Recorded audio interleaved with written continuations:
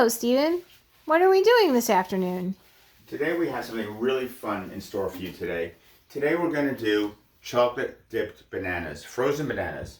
I don't know anyone who doesn't like this. They're so delicious, they're so good to go, and they're so simple. The big trick is just making sure that you have everything in order for you. Basically you need bananas, something to hold the banana with. Here we're using cake dowels. They've been cut in half because they're much too long. We used some kitchen scissors, which are nice and strong.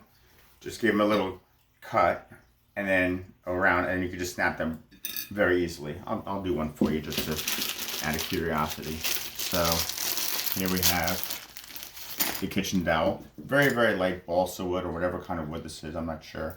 But we're just going to give it a little cut around, and then it snaps so easy, okay? So that's what we did.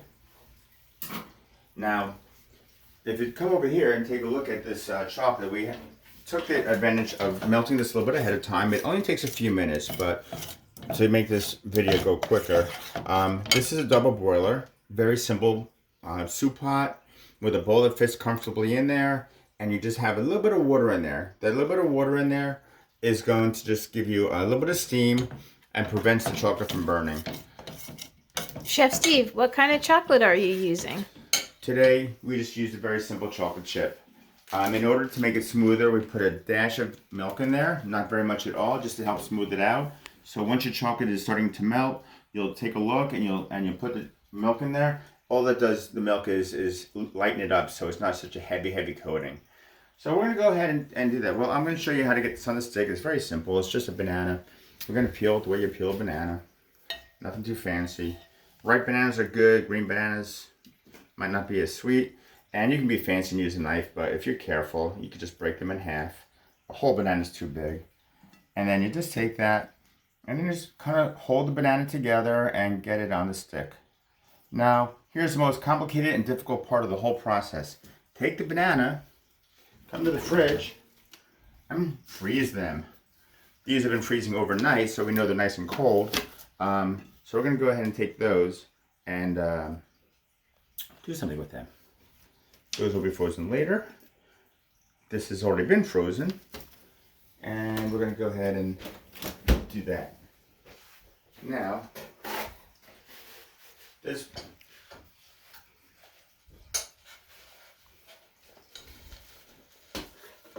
chocolate is just the right temperature now. Now, if you're going to take your time doing this and the chocolate starts to harden up again, no need to worry. All you need to do is take it, put it back over the hot water, bring it back to a boil, and let it soften up again. All you're doing is melting chocolate, okay? Now we're going to take this banana and just do it over the chocolate. So if you miss and drop some of the chocolate, what's going to happen? It's just going to go right back into the chocolate where it came from. So that's it. How complicated is that? Now you can be as neat or as messy as you want. Make them homemade. And that's it. Nice and chocolatey. And we're going to go and put that on this wax paper over here in order to make it a little cleaner. Take it off from one, put it on the other. So that's it. Just drop it on there. Spread it around. And if the banana is not frozen and you try to do this, you're going to have a very, very hard time getting the chocolate to stick to the banana. It will slide right off like it's a stick of butter. And that's not what we want. Now, let's get a little fancy here, guys. I think some sprinkles would be really nice. We did these with the kids on our 4th of July and got red, white, and blue. Since Easter and Passover are coming up, we can make it a little more festive and put little color sprinkles on it. And we can do it that way. Steve, what else can you do with the chocolate chip melted? Well, you can do anything you really want. For our friends celebrating Passover, why not do some chocolate masa? All right, let's just crack up a piece like that and like that and like that. And just make them kind of bite-sized or a little bit bigger than bite-sized, depending on what your bite is. And let's just take some of this and spread some of that on there. Now, that's not very complicated at all, is it? You're just spreading chocolate on masa. And then you just flip it over.